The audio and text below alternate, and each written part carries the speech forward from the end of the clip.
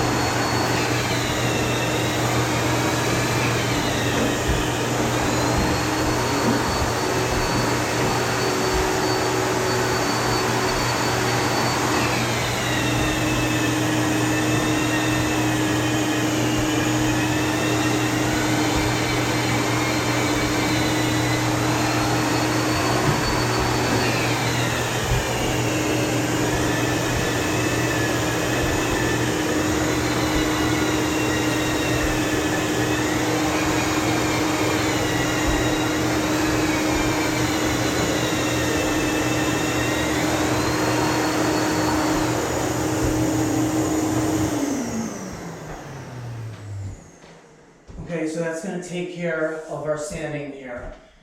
And I'm going to put my fingers up here. It's smooth, and you can only see that there's a little bit of dust that's on my fingers here.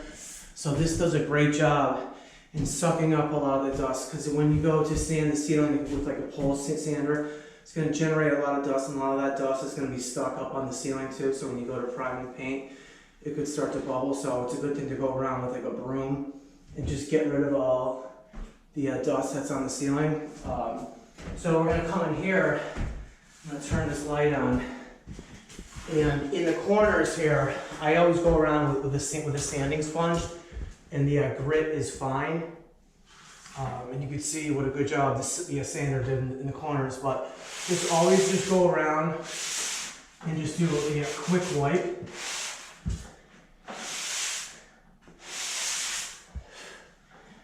Okay. So that's your sanding. It's just a matter of like wiping. And also, like when you get done with the corners, take a paintbrush and swipe away the dust that was created from that sanding pad there. So what I'm going to do now is I'm going to prime and paint the ceiling, and then the ceiling will be complete. So thanks for watching.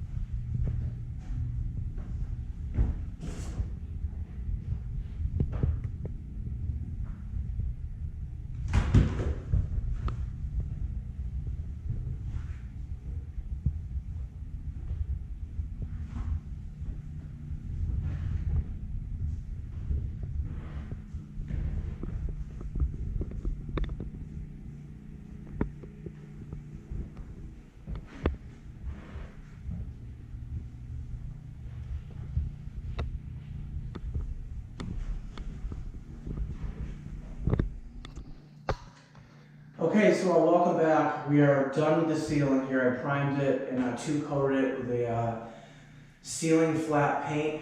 And I'm going to turn my light on here. I'm going to put the light up to the ceiling. You can see how smooth that the ceiling is.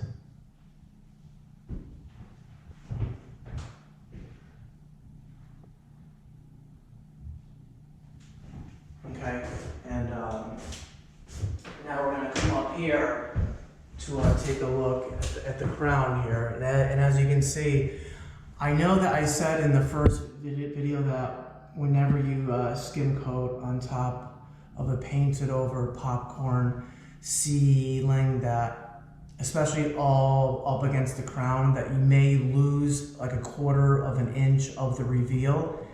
And as you look at it, we really didn't lose much here because I was so careful to skim tight. And before I skim coated, I took the 4-inch knife and I really shaved down as much as the popcorn as possible, so that whenever we started to skim up there, we didn't really have to put a lot in the corners. But if you weren't able to shave down the heads of the popcorn, then you would essentially have to skim to the lowest point of the popcorn.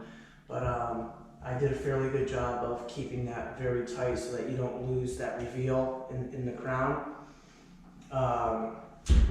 So some things to remember, like whenever you're trying to attempt a job like skimming a ceiling when there's crown molding up, is to be very careful in the corners where the crown meets the ceiling, because you don't want to destroy the crown, and you don't want to put so much mud up there that you lose the reveal of the crown. And also, if you have hardwood floors like we do here, it's very important to protect the floors and put down like that heavy-duty ram board, because the amount of traffic that's coming across here and the weight of like the ladders and stilts and whatnot, and when I shave down the high spots, all that stuff will get into the grooves of the wood, and it'll just be a nightmare to clean up here. So again, it's very important to always protect the floors when trying to do a messy job like this. So I hope that you all enjoyed this video series, and I'll see you on the next one.